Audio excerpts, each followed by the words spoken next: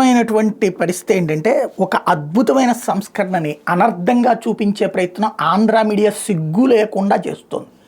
ఏంటయ్యా అంటే యూనివర్సిటీలు ఒకప్పుడు ఆంధ్ర యూనివర్సిటీలో చదువుకున్నామంటే చాలా గొప్ప, నాగార్జున యూనివర్సిటీలో చదువుకున్నారంటే చాలా గొప్ప, ఉస్మానియా యూనివర్సిటీలో చదువుకున్నారంటే అద్భుతం, శ్రీ వెంకటేశ్వర యూనివర్సిటీలో చదువుకున్నారంటే గొప్ప, కాకతీయ యూనివర్సిటీలో చదివారంటే ఆ సీట్లు లభించడమే గొప్పతనం.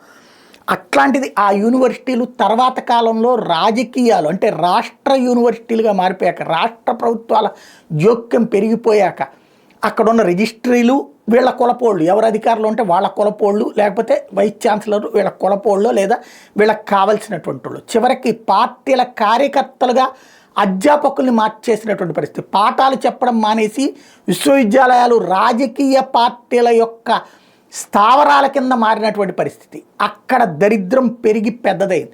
ఈ పరిస్థితి దేశవ్యాప్తంగా వివిధ యూనివర్సిటీలు తయారవుతుంటే దాన్ని కంట్రోల్ చేయడం కోసం కేంద్ర ప్రభుత్వం విశ్వవిద్యాలయ బిల్లు తెస్తోంది. అందులో వైస్ ఛాన్సలర్లకి సర్వాధికారాలు ఇవ్వబోతోంది. వైస్ ఛాన్సలర్ నియామక బాధ్యతలు ఛాన్సలర్లుగా ఉండే గవర్నర్లకు ఇవ్వబోతోంది. దీని మీద విష ప్రచారం ఆంధ్రాలో ప్రారంభమైపోయింది. రాష్ట్రాల పెత్తనం ఉండాలి, రాష్ట్రాలే దాంట్లో ఉండాలి, రాష్ట్రాలే జోక్యం చేసుకోవాలి.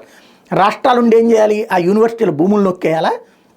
రాష్ట్రాలుండి ఏం చేయాలి? ఆ యూనివర్సిటీల్లో ఉన్నటువంటి సిబ్బందిని మన పార్టీ వాళ్ళని చేర్చుకోవాలా? రాష్ట్ర ప్రభుత్వాలు ఉండి ఏం చేయాలి? అందులో ఉన్నటువంటి వైస్ ఛాన్సలర్లు, లేకపోతే కనుక రిజిస్ట్రార్లు, ఇట్లాంటి ఆ శాఖల్లో ఉన్నటువంటి వాళ్ళందరినీ మన కార్యకర్తలను, లేకపోతే మనకి నచ్చేటటువంటి వాళ్ళని, మనకి ఇష్టమైనటువంటి వాళ్ళని పెట్టుకునేసి కథ నడుపుతూ వస్తే దానికి ఇంకా యూనివర్సిటీలో చదువులు ఎందుకు?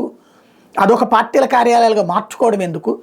ఒక అద్భుతమైనటువంటి సంస్కరణ మోడీ తీసుకొస్తుంటే దాని మీద విష ప్రచారం ప్రారంభించిన దానికి సిగ్గు లేకుండా మన మీడియా నెత్తినేసుకుంటుందంటే అర్థం చేసుకోవచ్చు ఏంటి పరిస్థితి అనేది.